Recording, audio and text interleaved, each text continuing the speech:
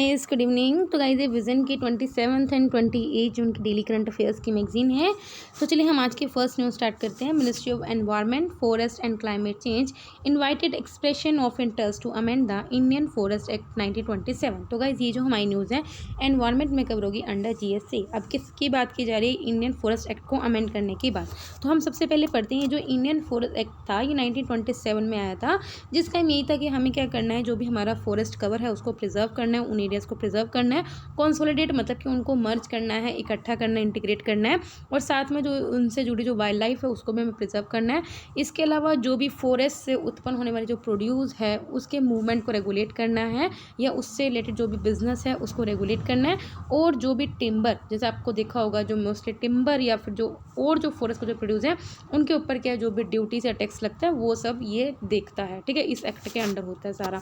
अब अमेंडमेंट की बात क्यों करिए? क्योंकि सबसे पहली बात क्या है, अभी क्या है, जो एग्जिस्टिंग कैटेगरीज हैं जैसे रिजर्व फॉरेस्ट की, प्रोटेक्टेड फॉरेस्ट या अनक्लास फॉरेस्ट हैं, ये इन सब कैटेगरीज को एक बार रिव्यू करने की बहुत ज़्यादा ज़रूरत है। बिकॉज ये जब एस्टेब्लिश किया था तो इसका एम क्या था, जो क्योंकि 1927 आप सोच सकते हो 1947 से पहले, ठीक है, तो उस वक्त ये जो रूल बनाया था ये ब्रिटिशर्स ने बनाया था। और ब्रिटिशर्स क्या करते थे, इस एक्ट के थ्रू क्या करते थे, मेनली रेवेन्यू जनरेट करते थे। ठीक है, तो इसलिए हमें क्या करना होगा, इन सबको एक बार रिव्यू करना होगा।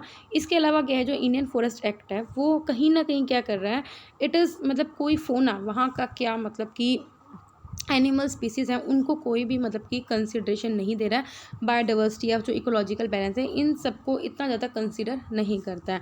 इसके अलावा क्या करता है, वो कम्युनिटी कंजर्व्ड एरियाज़ या फिर वो कुछ एरिया जो लोकल कम्युनिटीज़ के द्वारा कंजर्व किए जाते हैं by local knowledge governance system के थ्रू, उनकी कमी है। ठीक है, तो ये कुछ इश्यूज़ हैं जिसकी वजह से हम चाहते हैं कि इस एक्ट में अमेंडमेंट आए। इसके अलावा जो भी अमेंडमेंट आएंगे वो हम किसके अकॉर्डिंग करेंगे, सेंट्रल गवर्नमेंट को जो इनिशिएटिव है टू रिव्यू लेजिस्लेशंस, उनके अकॉर्डिंग हम अमेंडमेंट्स करेंगे जिनको इम्प्लीमेंट किया जाएगा बाय डिफरेंट मिनिस्ट्रीज और ऑर्गेनाइजेशन, सो दैट हम उनको कंटेम्प्रेरी मतलब प्रेजेंट नीड्स के अकॉर्डिंग हम क्या कर सकें, इस पर्टिकुलर एक्ट को अमेंड कर सकें। अमेंडमेंट का एम ये था कि हमें क्या करना है, जो ग्रेडेड पेनल्टी, जो भी पेनल्टी में जो पनिशमेंट है उसके प्रोविज़न को हमें ऐड करना है। इसके अलावा जो फॉरेस्ट प्रोड्यूस का जो भी बिजनेस होता है, ट्रेड होता है, उसमें जो भी डिफिकल्टीज़ हो रही है across the state, inter state या इंट्रा स्टेट या अक्रॉस द बॉर्डर, जो भी ट्रेड में जो डिफिकल्टीज़ हो रही है उनको एड्रेस करना है। इसके अलावा हमें क्या करना है, नॉन जो गवर्नमेंट एक्टर्स हैं, जो प्राइवेट सेक्टर या जो सिविल सोसाइटी या जो इंडिविजुअल्स हैं, उन सबको इनक्रेज करेंगे कि वो एफॉरेस्टेशन एक्टिविटीज़ में पार्टिसिपेट करें, ट्री प्लांटेशन ज़्यादा से ज़्यादा करें और प्राइवेट फॉरेस्ट को डेवलप करें, मैनेज करें on the non forest land. ठीक है, इसके अलावा हम क्या करेंगे, लीगल प्रोविजन डालेंगे। कुछ मतलब समझ आ गई ना, कुछ अगर आपने ऐसा कुछ लाइक अगर आपने कुछ भी वायलेशन किया then there will be a penalty. So हम क्या करेंगे, कुछ प्रैग्मेटिक लीगल प्रोविजन इसमें इनकॉर्पोरेट बनेंगे जो ऑलरेडी स्टेट फॉरेस्ट लॉस में है। फाइन, नेक्स्ट न्यूज़ है, that is the Ministry of Commerce want special economic zone to be open for non export manufacturing units. तो गाइस, ये जो हमारी न्यूज़ है इकोनॉमी में कवर होगी अंडर GS3। देखो गाइस, ये जो न्यूज़ है mainly prelims oriented mains oriented ही रहेगी। अभी क्या जो मिनिस्ट्री ऑफ कॉमर्स है वो क्या कर रही है, एक प्रपोजल को कंसीडर कर रही है जिसमें ये बोला है कि जो अभी एग्जिस्टिंग जो भी स्पेशल इकोनॉमिक जोन यूनिट्स हैं हम उनको अलाउ करेंगे कि वो क्या कर सकती हैं, जो भी मतलब कि आपको पता है स्पेशल इकोनॉमिक जोन में जो भी कंपनीज़ हैं हम उनको अलाउ करेंगे कि जो भी उनका प्रोडक्ट है वो डोमेस्टिक मार्केट में बेच सकते हैं लोअर कस्टम ड्यूटीज़ में। ठीक है, ये अभी ऐसी बात की जा रही है।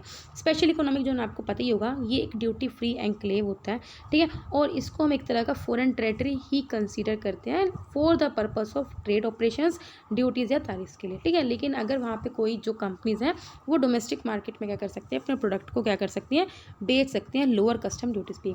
Main objective special economic zone का यही होता है कि हमें क्या करना है, अपनी कंट्री में एडिशनल इकोनॉमिक एक्टिविटी को जनरेट करना है, एक्सपोर्ट्स को प्रमोट करना है, या फिर हम डोमेस्टिक या जो फॉरेन कंपनीज़ है वहाँ से इन्वेस्टमेंट को इन्वेस्ट कर सकें। ठीक है, अट्रैक्ट कर सकें, एम्प्लॉयमेंट को क्रिएट करना या फिर इंफ्रास्ट्रक्चर फैसिलिटीज़ को और ज़्यादा इंप्रूव करना। फाइन, इसके अलावा जो स्पेशल इकोनॉमिक जोन है, जैसे इंडिया में जो भी इकोनॉमिक जोन है वहाँ पे सभी मतलब कि समझ रहे हो, जो इंडिया के कोस्टल एरिया में या इस तरह से डेवलप है वहाँ सभी पे इंडियन लॉज एप्लीकेबल होते हैं, अनलेस अगर कोई स्पेसिफिकली एग्जेम्प्टेड है as per special economic zone act और रूल। ठीक है, अभी क्या अगर हम स्पेशल इकोनॉमिक जोन को एक्सपेंड करें, इनको अलाउड करें कि आप अपना कुछ प्रोडक्ट है वो आप यहाँ पे भी बेच सकते हैं, तो उसका बेनिफिट क्या होगा? सबसे पहले क्या होगा, वो अपना अच्छे से स्पेस यूटिलाइज कर सकते हैं और जो स्पेशल इकोनॉमिक जोन है वो लो कैपेसिटीज़ पे ऑपरेट कर सकते हैं। बेटर इंफ्रास्ट्रक्चर फैसिलिटीज़ होंगी तो वो रियल इस्टेट से इंटीग्रेट हो सकते हैं। पावर और ट्रांसपोर्टेशन फैसिलिटीज़ हमें अच्छे वे में प्रोवाइड कर सकते हैं और एडमिनिस्ट्रेशन स्मूथ है होता है। इसके अलावा हम क्या करेंगे, जो स्पेशल इकोनॉमिक जोन में जो डेवलपर्स हैं उनको भी हेल्प करेंगे कि वो अपना बिजनेस बढ़ा सकते हैं इस कोविड-19 में जो स्लो डाउन है उसकी वजह से, ठीक है। इसके अलावा इससे पहले भी एक बाबा कल्याणी कमेटी थी 2018 में, जिन्होंने स्पेशल इकोनॉमिक जोन पे बोला था कि हाँ, हमें स्पेशल इकोनॉमिक जोन को रीनेम करके क्या करना चाहिए, special economic zone as 3 Es. Es का मतलब क्या है कि एक एम्प्लॉयमेंट क्रिएट करता है, इकोनॉमिक एनक्लेव, जिसका ऑब्जेक्टिव है कि हमें क्या करना है, moving from island of exports to catalyst of economic and employment growth. Fine. Next news है हमारी, India allows private companies to establish and operate rocket launch sites within and outside the country. तो guys ये जो हमारी news है science and technology में cover होगी। अभी क्या है, इंडिया ने प्राइवेट कंपनीज को अलाउ कर दिया है कि आप इंडिया में या outside the India rocket launch sites को क्या कर सकते हो, एस्टेब्लिश भी कर सकते हो, ऑपरेट भी कर सकते हो।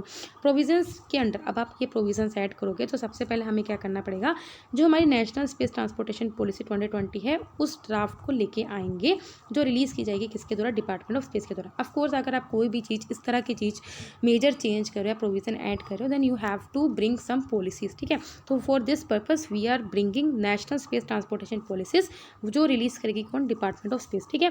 अब जो नेशनल स्पेस ट्रांसपोर्टेशन पॉलिसी है इसका एम ये कि हमें क्या करना है, जो हमारा इंडिया का स्पेस सेक्टर है उसको क्या करना है, उसके पोटेंशियल को और ज़्यादा हमें उसके पोटेंशियल को पहचानना है, उसे अनलॉक करना है, so with respect to space transportation system. और जितने भी रॉकेट लॉन्चिंग हो गया या लॉन्च पैड्स हो गया या स्पेस ऑब्जेक्ट्स रिलेटेड जितनी भी चीज़ें हों उनके हर एक एस्पेक्ट को कवर करना है। फाइन। लॉन्च साइट से क्या की नॉर्म्स है हम एक बार देख लेते हैं। कोई भी जो रॉकेट लॉन्च होता है, चाहे ऑर्बिटल हो चाहे सब ऑर्बिटल है, या जो वो इंडिया से अगर लॉन्च हो रहा है या फिर ओवरसीज साइट से हो रहा है, उसको हम सभी कैरी आउट कर सकते हैं अगर उसको कोई ऑथराइजेशन मिले। ये नहीं कि आप कोई भी लॉन्च कहीं से भी किसी भी रॉकेट को कहीं से भी लॉन्च करो, नहीं, हर एक चीज़ एक अथॉरिटाइज होती है।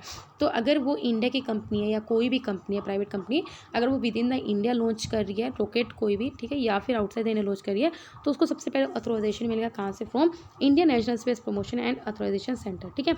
अब वेरी इंपॉर्टेंट, ये एक इंडिपेंडेंट बॉडी है जो डिपार्टमेंट ऑफ स्पेस के अंडर काम करती है, जिसका काम ये कि जो space activities mainly private sector में प्रमोट करना और गाइड करना। फाइन। तो इसका काम ये है कि स्पेस एक्टिविटीज़ के बारे में नॉलेज देती है किसको, प्राइवेट सेक्टर को, ठीक है।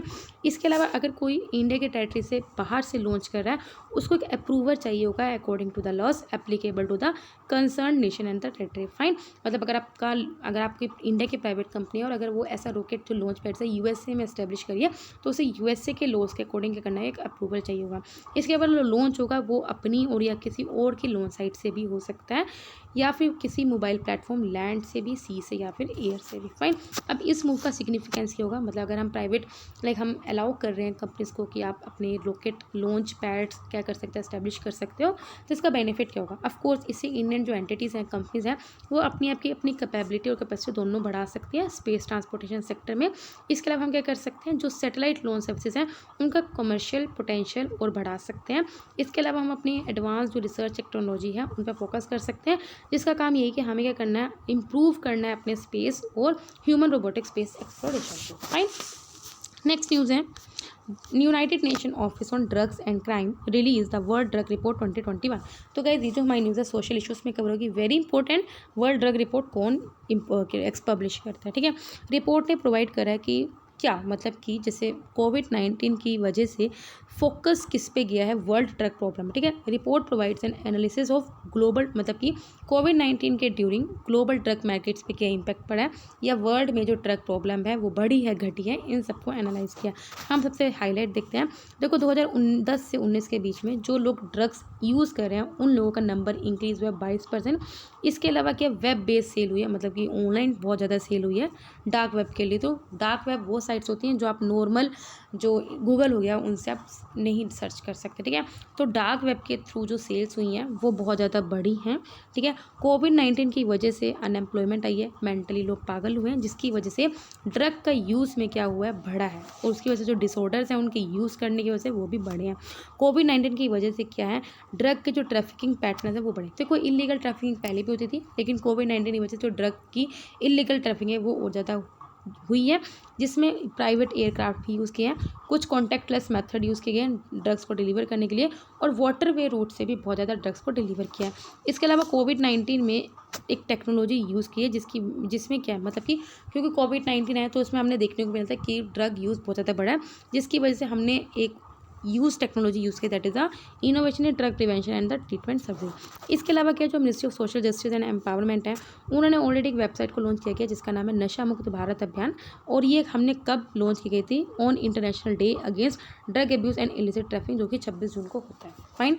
इसके अलावा आपको पता ही होगा नशा मुक्त भारत अभियान, इसको 2020 में लॉन्च किया गया था 272 मोस्ट वल्नरेबल डिस्ट्रिक्ट, मतलब जहाँ उन डिस्ट्रिक्ट जहाँ पे बहुत ज़्यादा लोग ड्रग्स यूज़ करते हैं। इसके अलावा ministry of social justice and empowerment ने और क्या क्या इनिशिएटिव लिए गए हैं to address the problem of drug. ठीक है, एक स्टार्ट किया था national action plan for drug demand reduction, 2018 से 25 तक चलेगा। कम्युनिटी बेस्ड सर्विसेज है, जिसमें यही बात है कि हम क्या करेंगे, जो ड्रग एडिक्ट्स हैं उनको आइडेंटिफाई करेंगे, उनको लोगों को ट्रीटमेंट प्रोवाइड करेंगे, उनको रिहेबिलिट करेंगे थ्रू वॉलंटरी ऑर्गेनाइजेशन। इसके अलावा हम कुछ एनजीओज़ को फाइनेंशियली असिस्ट करते हैं, जो बेसिकली एनजीओज़ इसलिए काम कर रहे हैं ताकि हम लोगों को, जो लोग एडिक्ट हैं उनको हम डी एडिक्ट कर सकें। नेक्स्ट न्यूज़ है, ministry of tourism release the draft national strategy and road map for sustainable tourism. Again guys, ये जो हमारी न्यूज़ है सोशल इश्यूज़ में कवर होगी। देखो, सस्टेनेबल टूरिज्म का मतलब ये कि आप क्या टूरिज्म को बना के रखो, ये नहीं है कि वहाँ पे आप हिमाचल जा रहे हो, कूड़ा कचरा सब फैल रहे हो, वहाँ आपके मतलब कि जो हमारा जो नेचर है उसको आप ख़राब करो, नहीं। सस्टेनेबल टूरिज्म का मतलब ये है कि हमें क्या करना है, करंट और जो फ्यूचर में जो हमारी इकोनॉमिक सोच रहे हो और एनवायरमेंटल इम्पैक्ट्स हैं उनको देख के चलना है, और देखना है कि जो विजिटर्स की क्या नीड है उनको भी एड्रेस करना है, और साथ में एनवायरमेंट इंडस्ट्री जो होस्ट कम्युनिटीज़ हैं उनकी क्या नीड्स हैं उनको भी एड्रेस करना है। समझ में आई। इंडिया का रैंक बहुत ज़्यादा पुअर है सस्टेनेबिलिटी में, अगर देखा जाए 96 पोजीशन है एडवेंचर टूरिज्म डेवलपमेंट इंडेक्स में, और 128th पोजीशन है अंडर द एनवायरमेंटल सस्टेनेबिलिटी इन 2019। तो गाइस, आज आपका होमवर्क ये है कि ये जो हमने देख रहे हैं ना कि इस इंडेक्स में इंडिया का 96 रैंक है, इसमें 128 रैंक है, तो ये इंडेक्स किसने रिलीज़ किया है ये आप मुझे कमेंट सेक्शन में बताओगे। गूगल यूज़ करो, गूगल से आपको मिल जाएगा। अब जरा हम देखते हैं ड्राफ्ट जो स्ट्रेटेजी है, that is the national strategy and road map for sustainable tourism. इसका एम क्या है, सबसे पहले क्या है एम इसका, ये कि हमें क्या करना है, सस्टेनेबल टूरिज्म डेवलप करना है, और हमें क्या करना है, इंडिया ऑफकोर्स इंडिया की जो इतनी ब्यूटी है, कल्चर हेरिटेज है, उसमें लोगों को अफेक्ट मतलब कि अट्रैक्ट करना है, कॉम्पिटिटिवनेस इंडिया की बनानी है, सो दैट हम इको टूरिज्म में लोगों को डेस्टिनेशन बना सके, एंड एडवेंचर टूरिज्म में। इसके अलावा हमें क्या करना है, स्ट्रेटेजिक पिलर्स हमने क्या क्या किया है। सबसे पहले हम क्या करेंगे, सस्टेनेबल टूरिज्म के लिए एक सर्टिफिकेशन स्कीम लाएंगे which is based on the sustainable tourism criteria of India, which is based on the framework of global sustainable tourism council. इसके अलावा हम क्या करेंगे, इन्फॉर्मेशन एजुकेशन कम्युनिकेशन कैंपेन चलाएंगे, जिसमें हम क्या करेंगे, सस्टेनेबल टूरिज्म होता क्या है उससे रिलेटेड अवेयरनेस क्रिएट करेंगे लोगों के बीच, वो ला के ज़्यादा समझ सके और एक्सेप्ट कर सकें। इसके अलावा ये हम पहले भी करते हैं, हम स्टेट्स को क्या करते हैं, रैंकिंग करते हैं, थोड़ा आपस में स्टेट्स कम्पीट कर सकें और ऑफ कोर्स बेटर परफॉर्म कर सकें। इसके अलावा हम क्या करेंगे, एक सब ब्रांड क्रिएट करके मार्केटिंग करेंगे, प्रमोशन करेंगे अराउंड एडवेंचर टूरिज्म। जैसे आप ऋषिकेश वगैरह देखना, जहाँ पे एडवेंचर टूरिज्म होता है, लोग लाइक पैराग्लाइडिंग तो वहाँ पे हो जाती है, लाइक मनाली वगैरह में, है ना। तो एडवेंचर टूरिज्म जैसे मेनली रिवर राफ्टिंग होगी, ऋषिकेश में बहुत एक्टिविटीज़ होती हैं। इको टूरिज्म, तो यहाँ पे हम क्या करेंगे, ब्रांडिंग करेंगे कि हाँ यहाँ का टूरिज्म किस लिए फेमस है। हम state specific destination specific campaigns को भी डेवलप करेंगे, जैसे राजस्थान कितना अपने कल्चर को लेके काफ़ी ज़्यादा, तो ऐसा स्टेट स्पेसिफिक जो चीज़ डेस्टिनेशन है उनके अकॉर्डिंग हम क्या करेंगे, ब्रांड करेंगे। इसके अलावा हम क्या करेंगे, अपने जो सेफ्टी स्टैंडर्ड्स हैं रेगुलेशंस हैं, जो हमने 15 लैंड बेस्ड हैं, 7 एयर बेस्ड हैं, 7 वाटर बेस्ड एक्टिविटीज़ हैं, उनको फ्रेम करेंगे, जिसमें हम एडवेंचर टूरिज्म को पूरा कवर करेंगे। ठीक है, क्योंकि आपको पता है जब भी अगर आपने देखा होगा, अगर आपने कभी राफ्टिंग करी है या बंगी जंपिंग करी है या पैराग्लाइडिंग करी है, तो वहाँ पे एक सेफ्टी फॉर्म जरूर मतलब कि साइन कराया जाता है कि अगर कल को आप मर मुर गए तो हम जिम्मेदार नहीं होगा। तो ये सेफ्टी स्टैंडर्ड जो रेगुलेशन है उनको और ज़्यादा हम अच्छे करेंगे। इसके अलावा हम क्या करेंगे, प्राइवेट सेक्टर को इसमें पार्टनरशिप करेंगे, मार्केटिंग एरियाज़ में operation, product experience creation, quality assurance and finance में। इसके अलावा मिनिस्ट्री ऑफ टूरिज्म क्या करिए, एक detailed national action plan for implementation of strategy भी प्रिपेयर कर रही है। फाइन। नेक्स्ट न्यूज़ पढ़ते हैं अपनी छोटी छोटी न्यूज़, दैट इज़ द डेप्ट टू जीडीपी रेशियो। देखो ये आपको पता है मतलब कि इंडिया की जितनी जीडीपी है और उसका डेप्ट कितना है, दैट इज़ द डेप्ट टू जीडीपी रेशियो। फाइन। ये हमारी कंट्री का पब्लिक डेप्ट होता है टू इट्स जीडीपी। इसमें ये बताता है कि कंट्री कितनी एबिलिटी है कि जो अपना वो डेप्ट है वो उसको वापस बैक पे कर सके। पब्लिक डेप्ट में सेंट्रल गवर्नमेंट की जो भी टोटल लायबिलिटीज़ हैं वो इसमें कवर होती हैं against the consolidated fund. Liabilities का मतलब क्या होता है, लाइक सपोज करो आपने अपने बैंक में 10,000 रुपये जमा करा रखे हैं, लेकिन अभी वो तो गवर्नमेंट के पास है ना, लेकिन एक्चुअल में वो गवर्नमेंट की लायबिलिटी है, क्योंकि अगर आप मांगोगे तो उसको देना पड़ेगा, ठीक है। तो लायबिलिटी वो होती है जो अभी गवर्नमेंट को देना हो, ठीक है। यूनियन गवर्नमेंट का अगर डेप्ट देखा जाए वो हमारी 2021 में 58.8% है, जबकि एक साल पहले 51.6% था। अभी क्यों हुआ एक साल में, क्योंकि कोविड-19 की वजह से इकोनॉमिक कॉन्ट्रैक्ट हुई थी, जिसकी वजह से गवर्नमेंट को काफ़ी ज़्यादा बोरिंग करनी पड़ी, ठीक है। फिजिकल FRBM एक्ट आया था, जिसकी ने ये बोला था कि हमें क्या करना है, अपना जो डेप्ट टू GDP रेशियो है वो 40% तक लाना है, और जो स्टेट्स का डेप्ट टू GDP रेशियो उसको 20% तक करना है 2024-25 तक, ठीक है। लेकिन अभी जो हालात हैं लग नहीं रहा ये हमारा पूरा होगा। नेक्स्ट है China become second largest export partner. अभी क्या चाइना ने UAE को रिप्लेस कर दिया है, और अगेन वो सेकेंड लार्जेस्ट एक्सपोर्ट डेस्टिनेशन बन गया इंडिया का 2021 में भी, ओनली बिहाइंड द USA। अभी क्या चाइना से जो एक्सपोर्ट्स हैं वो 28% 2021 में बढ़े हैं, बिफोर टू ईयर $21 बिलियन, मतलब कि पिछले साल के मुकाबले $21 बिलियन हमारा जो एक्सपोर्ट है चाइना से वो ज़्यादा है, क्योंकि जो चाइना को जो इंफ्रास्ट्रक्चर पुश करे, इंफ्रास्ट्रक्चर पे जो काम कर रही है, स्पेशली आयरन और इम्पोर्ट करिए, स्टील इम्पोर्ट करिए इंडिया को काफ़ी ज़्यादा मात्रा में। नेक्स्ट है कोविड डैशबोर्ड पोर्टल लॉन्च। अभी क्या सेंटर ने एक पोर्टल लॉन्च किया है, जिसमें हम क्या करेंगे, रूरल एरियाज़ में किस तरह से कोविड मैनेज किया जा रहा है उसको ट्रैक करेंगे। इसमें हम सभी को अलाउ कर रहे हैं कि कोई भी विलेज रिलेटेड हेल्थ को ट्रैक कर सकता है, सैनिटेशन कमिटीज़ या फ्रंट लाइन वर्कर्स वॉलंटियर, इन सब के इन्फॉर्मेशन ट्रैक कर सकता है। कहाँ किस स्कूल में किस पंचायत बिल्डिंग में आइसोलेशन वार्ड्स बना रखे हैं, इन सबको ट्रैक कर सकता है। इस पोर्टल से क्या हेल्प मिलेगा, जो भी एडमिनिस्ट्रेटर्स हैं, पॉलिसी मेकर्स हैं, वो भी देख सकते हैं कि कौन सा जो हमारा रूरल इंडिया, कौन सा गाँव कितना ज़्यादा प्रिपेयर्ड है in terms of man power and infrastructure, so that अगर कोविड-19 जैसे पैंडेमिक है उसको हम चैलेंजेस फेस कर सकें।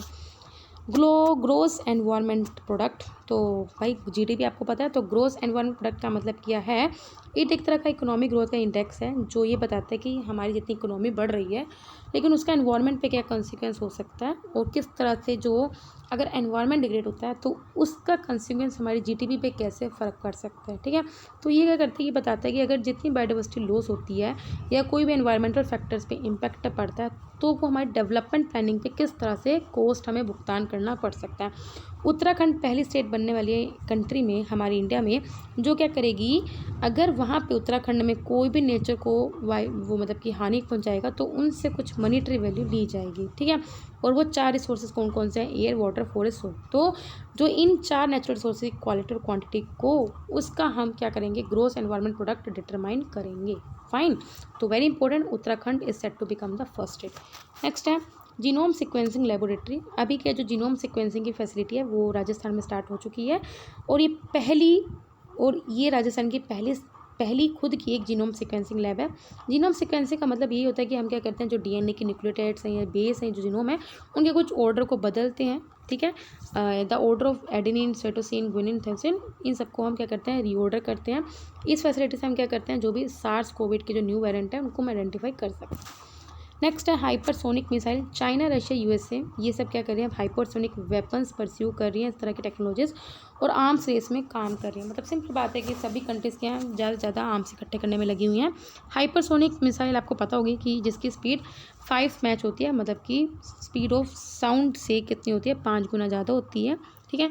ये काफ़ी ज़्यादा मैनूवरेबल होते हैं, मतलब मैन को बहुत ज़्यादा डैमेज कर सकती हैं, ठीक है। इनके 2 कैटेगरीज होती हैं, एक हाइपरसोनिक ग्लाइड व्हीकल्स होते हैं, एक हाइपरसोनिक क्रूज मिसाइल्स होती हैं।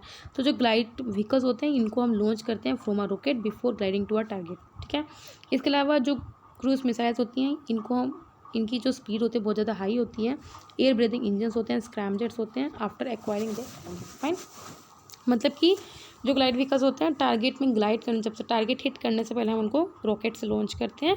हाइपरसोनिक क्रूज में से कहते हैं जब वो अपना टारगेट हिट कर लेते हैं तो ये ऐसा काम करते हैं।